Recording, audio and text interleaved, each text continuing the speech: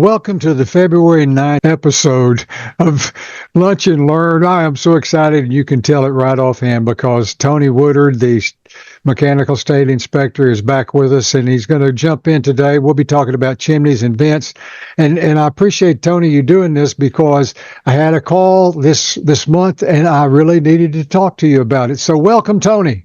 Well, thank you. And yeah, this is a tricky one. I'm glad you brought this one up. Let me tell you about my phone call. This gentleman had a house that was, one of those really old houses that, we don't see as much anymore, it doesn't seem like. And they had been venting their old, probably 60%, maybe even 80% furnace up into a masonry chimney. The connection had gotten broken, and he was wondering whether or not he could reconnect to it. And so there was a lot of questions to ask him about that. So my question to you, Tony, and we'll dig into this in a little bit, is venting really, if you're looking at an existing masonry chimney that has been used as the vent in the past for a furnace? Yes, especially if, the issue is the dynamics of what's changed in the structure, what's changed in the surrounding environment around it. Has it got cracks, it got leaks, or have we put other devices in near these deals that can do molecular movement pulling back through? So that's the biggest issue, is what we found is backdraft issues being brought back through areas that are not sealed in an old flue. Well, if you got an old chimney and somebody at some point had a 60% furnace, maybe upgraded to an 80% furnace, and they just stuck a pipe into that old chimney, weren't using it for anything else anymore, it just looks like, well, that ought to vent pretty good. Why would it not vent good? Well, just what you said, if it's not utilized anymore. So if it's not utilized, it's not being cleaned on an annual basis or semi-annual basis. You could get all kind of rats and squirrels and nests and critters and anything to get up in there, and it could flow for a while, and then it starts slowly migrating down. And then when we have the low fronts that come in with a molecular movement of a natural draft like that, it could deviate it and push it back to where it's not flowing as good as it should. One of the things that I noticed it talked about, that if that old chimney gets cold, which it might because it's just a bunch of old brick out there that's in the weather, that it might cause even a 80% furnace to condense. And that's a very good point, depending on the location of where the vent tied in. So I'll give you an example of a house, Eureka Springs, 3 stories high, vent tied in very near the bottom because it was near the basement. It would rapidly cool before it would ever get to where it needed to exit the building. It wasn't tying in high enough up that it was cooling off so rapidly you lost your positive flow. So yeah, that's a good one there. Well, I notice here on 801.6, it talks about that, especially under the commentary section, that oversized chimneys and vents can fail to produce sufficient draft and can cause condensation. Now, again, let me take the opposite side of that. I'm looking at that, and I'm putting this 80% furnace kind of drafting up there, and okay, it condenses. What's wrong with it condensing in there? Well, the issue can be where it condenses and what it does. Okay. It might sit there for 20 years and not do a problem if it's condensing and it's dripping, it's going away, and it's not coming back down to the flue. And if they entered the chimney at the correct angle as they want, it might not spill back in. A lot of what we see with chimney venting, it's not very long a flue that they're using. Very few are 8-9 feet. By the time you come off your draft collar, your connector rise, and then you go. So that's maintaining pretty good heat by the time it hits there. And then the condensation would happen up in the other. But it can be an issue with the new, some of the new draft motors aren't like the old draft motors that we had before. They're going to push and pull a little. And if it pulls just enough to get the igniter to go through all its sequences and flame sense, it got the draft, pressure switches pull in, you could create a situation. It might be blowing. But my guys look at these as case by case. And I had the same question you had. A guy was replacing a broken elbow on a unit that had been there 10 years. I'm like, well, in that point at service, you fix the elbow.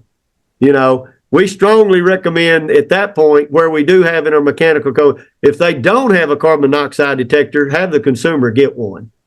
Well, I guess that condensation is very acidic and It begins can to be, yeah. eat up the masonry, and you can wind up weakening and have a dangerous situation, and you didn't even know what was going on. What I've noticed that's helped us, most of these that have old chimneys, these aren't the tightest structures we're talking about. So the carbon dioxide can leak out a little bit. I'm just being honest about it. This isn't our new foam house. That could be a problem. They're not the tightest structures. Well, in this particular picture we're looking at here, we're trying to show where I went too fast, didn't I? There we go. Right up here, you've got a seal furnace or seal flue for an old furnace that, okay, let's say you make a decision that you're not going to use that old chimney anymore. Is it the heat and air man's responsibility to seal up that hole that was created when you took that away? Okay. If he took that away while that flue vent for that water heater is in there, then yes, it would be. Yeah. So if we still have an active vent tied into it, and you're the contractor that removes and goes to like this photo, I guess it's looking like a Cat 3, 90% furnace peak, then yes, it would be your responsibility to do that. Correct. And I was just wondering if that water heater wasn't there and basically the entire chimney was being abandoned and you pulled your pipe out of it, I mean, now you just got a hole, which means that critters coming in the top could get into the house through that hole. Wouldn't you have a responsibility to seal that over? You have a code 301.17. That's rodent proofing. And that goes with everything in a structure. That doesn't mean just the line set. That's anything you deal with mechanical. It can be a bolt. It can be a lag. It could be a unistrut. That right there, when you pulled that out, you're liable for that to ensure you seal that up. So, just for that code alone. So there's a lot more to this than meets the eye, isn't there? Yes, sir. Okay. So if you pull it out, you're responsible for it. Yes, sir. 801.15 talked about that, in the day when we had 60, 75% furnaces, they may have worked fine in that application, but even an 80% furnace might not work well. And I guess in that particular case, you have to consider how you are going to vent if you don't have any other way to go except through that chimney, don't you? That's correct. And we've run into some situations. About the only way to come back with a unit is a Cat 3 because you can't get the double wall vent back properly and combustion air. And the thing about the Cat 3s, a lot of them, if you can gain just a little bit, you can run a horizontal run, just about all of them. You can almost extend 20 foot if you got just a little bit of gain horizontally before you have to do something vertically. So that helps in that situation.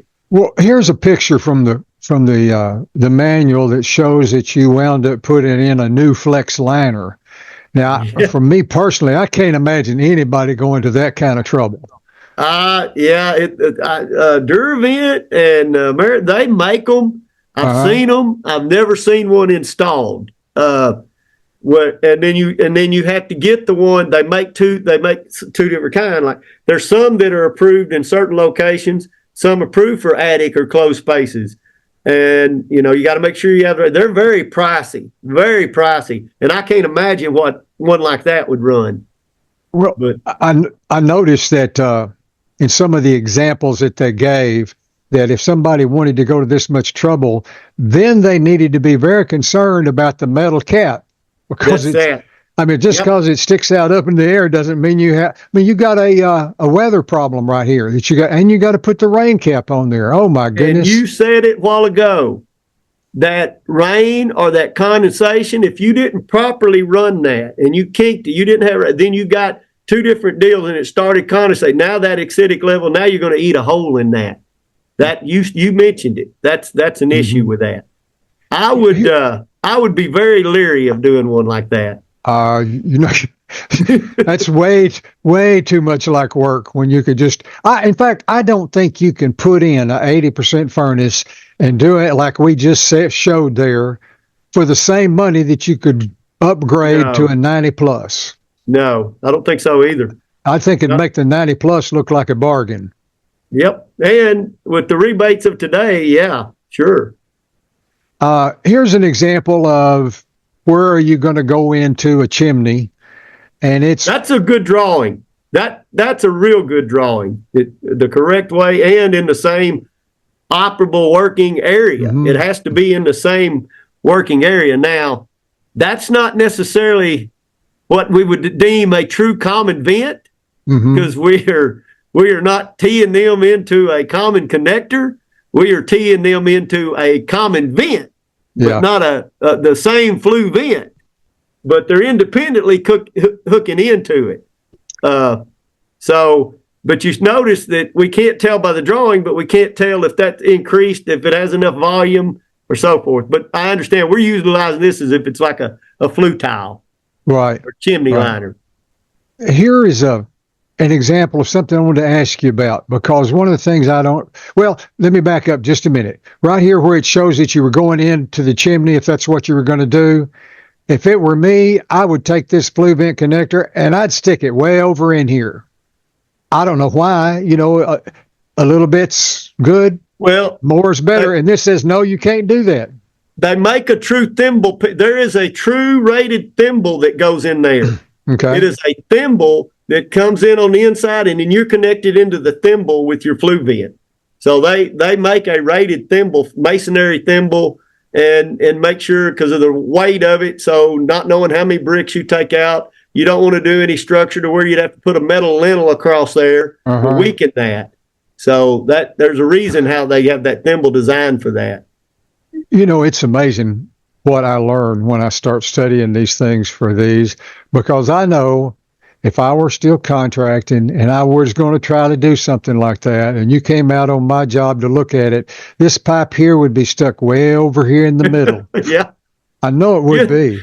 You'd have 9 tubes of caulk around it, wouldn't you? Oh, I would. I definitely would here. And this just says if you're going to do something like that, you got to clean it out. You just can't let all the crap that's been there stay in there. Exactly, as we discussed. Now, here's where I was going to go. I thought we were already there. I have a question for you.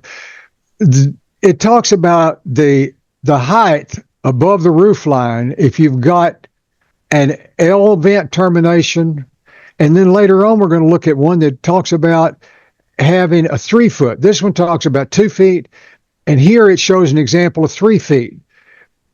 When you come through that roof line, does that have to be 2 or 3 if you're using a B vent? Okay. So in my hand right here, and I strongly recommend what we're using today is a commentary off of Chapter 8 of the Mechanical Code. Yeah. Chapter 5 of the International Fuel Gas Code is your Bible. It is the new one is built.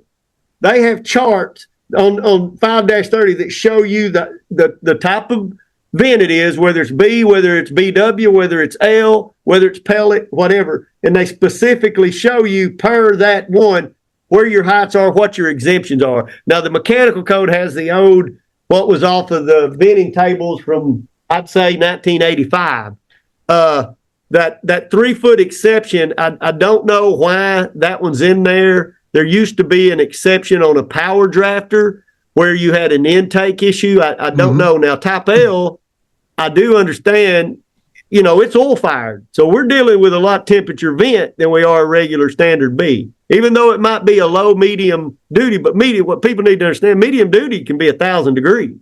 Yeah. Like to residential. So, but oil fired up north, that's what your type L are. That's your oil fired. Which we don't have any of those down here. Thank goodness. No. Yes, sir. Thank goodness. Well, now here then, I'm assuming this is what we need to live with. This is what we need to live with. And that chart that I was showing you, they actually show a picture of a house, and they give you can have a 12, 12, 10, 12, 7, and then to the right, they'll show you this is how high your vent needs to be if you're on this 12 pitch or you're on this 7 pitch. And then they show the line, this is where you need to be. So it gives you that you need to be at 2.5 feet or 3 feet or so forth. But that's basically an interpolation of saying I got to be 2 feet above anything that's within 10 feet. Is that right? That old 3, again, we're up north, and they have snow loads we don't have, Tom. Yeah. And some of that other was for snow drifts and build up and things like that. Okay. Well, I know we've had some questions over the last few winters about the amount of snow and ice that was accumulating on roofs Yep. when people didn't have enough height and they were using the 90 plus furnaces. Yep. What's the rule there with a 90 plus? There is in Arkansas, there is a 6-inch snow drift now. They state that we can accumulate.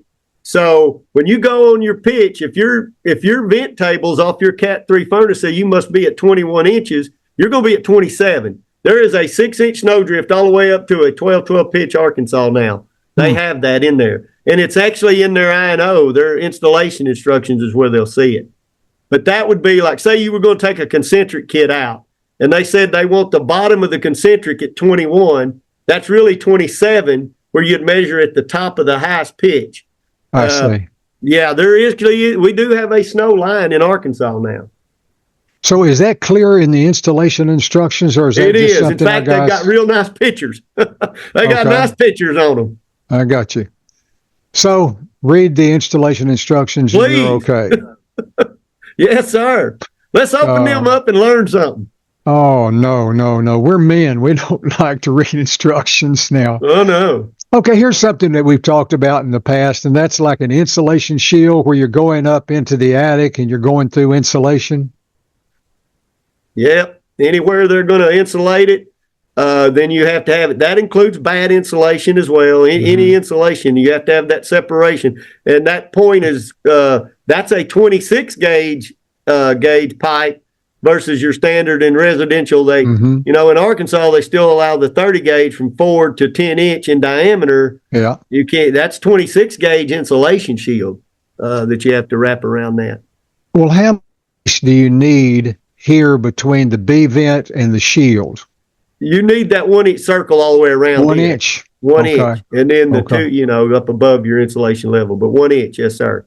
I don't remember exactly where it was that I saw it, but it also said that this insulation shield needed to be fastened so it couldn't be moved around. It's in the commentary and the fuel guide. They have a commentary and show you some deals to actually strap that. You can use your plumber strap or whatever and strap it so it won't go up and down. And you just want to make sure that you've got a door opening into the attic that you don't slam into your vent, right? Yeah. Again, you'd be surprised. They put the potbelly stove and the door holds the vent up, but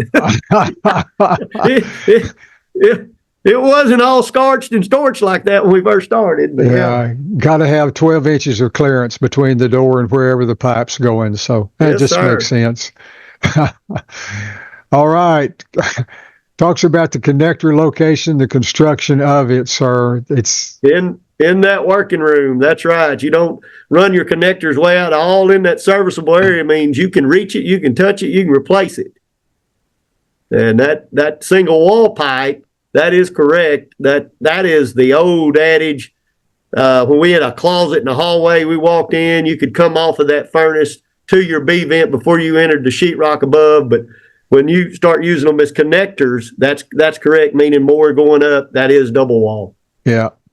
And your sizing, of course, it just needs to fit the furnace you're coming off of, right? Well, yes, sir. You don't put a 6 inch on a 3 inch opening. That's correct. Please bigger is not necessarily better, is it? No, sir. That was the old rule when they actually in the fuel code show if you got a 5 foot vertical, 5 foot horizontal, 5 foot vertical, you're at 100%. That's 75% was what they were saying. You couldn't be going out, 5 foot vertical and then go 10 foot or 8 foot horizontal, then up. That's what they're trying to describe right there. Well, we just don't really see any applications for this rule anymore where you have to be concerned about it. It can really almost get removed. We just don't run into that anymore. Yeah. And the connector's got to have some rise to it, some pitch. Have some gain to it. Yes, sir. A quarter inch. A lot better that way. Yeah. I do have some photos going the wrong direction that I keep, but it does help going upward. Yes, sir. Well, Tony, man, I'm so glad you're back. We've missed you for the last several months. I'm glad you're going to be back with us for a while. If y'all want to get in touch with Tony or the Department of Labor and Licensing, call 501-682-9201. Is that still the right number, Tony? Yes, sir. That is it. One thing I've heard over the last several months is that If you call that number or if you send an email, adll.hvac@arkansas.gov, they will get back with you. It may take them a couple of days, but they'll get back with you and answer your questions. And from what I hear, they're so nice to talk to, easy to get along It's with. a quicker response by email, yeah, because it just in the hours in the day they can only talk so much and try to multitask. So yes, sir. So let me repeat it: adll.hvac@arkansas.gov. Correct. Tony, we're going to be back together again on March the 9th. All right. Look We'll forward to see what we seeing come you. up with. Yes, sir. Thanks a bunch, Tony. All And right. goodbye Tom, to thank you. everybody. We'll see you in March. All right, sir. Thank you.